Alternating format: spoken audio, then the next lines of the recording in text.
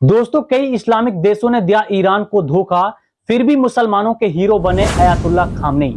वजह क्या रही? आखिर क्यों इजराइल, अमेरिका जैसे ताकतवर देशों को मुंह की खानी पड़ी?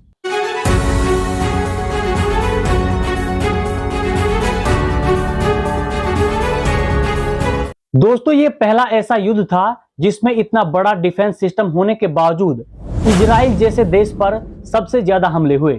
जबकि इजराइल को आयरन डोम भी कहा जाता था कि इजराइल की हवाई सुरक्षा इतनी मजबूत है, अगर कोई मिसाइल आसमान में उस पर फायर करती है तो वो उसको ऊपर के ऊपर ही विस्फोट कर देता है। इन सब बातों को कुचलते हुए खामनेई साहब ने इजराइल पर मिसाइलें दागी। इतना ही नहीं दोस्तों, इजराइल की राजधानी तेल अवीव के कई बड़े बड़े ठिकानों को तबाह कर दिया, जिसके बाद अपने आप को पावरफुल बताने वाले इजराइल के प्रधानमंत्री नेतन्याहू को अमेरिका का सहारा लेना पड़ा। दोस्तों, जब स्वार्थी देश अमेरिका ने ईरान को डराने धमकाने की कोशिश की तो खामनेई साहब को ये बात हजम नहीं हुई। वो कहावत है, अगर आप मधुमक्खी के छत्ते में हाथ दोगे तो नुकसान आपका होगा। अमेरिका का घमंड चौथे आसमान पर था। वो इस बात को नहीं समझे। ईरान के सुप्रीम लीडर खामनेई ने कहा, मेरी उम्र 86 साल है, मैं इस युद्ध को कुर्सी पर बैठकर देख रहा हूं और इस युद्ध में मैं मर भी जाऊं तो ईरान पर कुछ फर्क नहीं पड़ेगा, क्योंकि यह युद्ध ईरान के युवाओं ने लड़ा है। हमारे नौजवान सीज फायर नहीं करेंगे। वो इजराइल को तो उनके गुनाहों की सजा दे रहे हैं जो उन्होंने गाजा और फिलिस्तीन पर किया है। खामनेई साहब की इन बातों ने लोगों का दिल जीत लिया। आज दुनिया का हर व्यक्ति अयातुल्ला खामनेई को सैल्यूट कर रहा है। लोग कह रहे हैं, अगर हमारा लीडर कोई हो तो खामनेई साहब जैसा हो। दोस्तों, ये युद्ध करीब 12 दिन तक चला। अमेरिका ने भी ईरान के 3 परमाणु ठिकानों पर हमला किया, लेकिन उन हमलों से ईरान का कोई खासा नुकसान नहीं हुआ।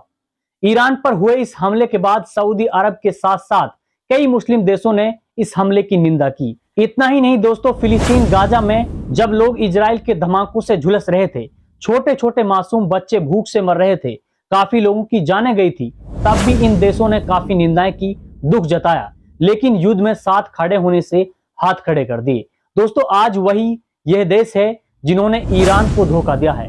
लेकिन दोस्तों, आज अकेले ईरान ने दुनिया को यह दिखा दिया है कि शिद्दत से अगर कोई पत्थर मारकर आसमान में छेद करना चाहे तो हो जाता है, बशर्ते कि पत्थर मारने वाला नेता लीडर खामनेई साहब जैसा हो। अपने आप से ताकतवर और बड़ा देश कहने वाले इजराइल और अमेरिका को ईरान ने आज घुटनों पर ला दिया है।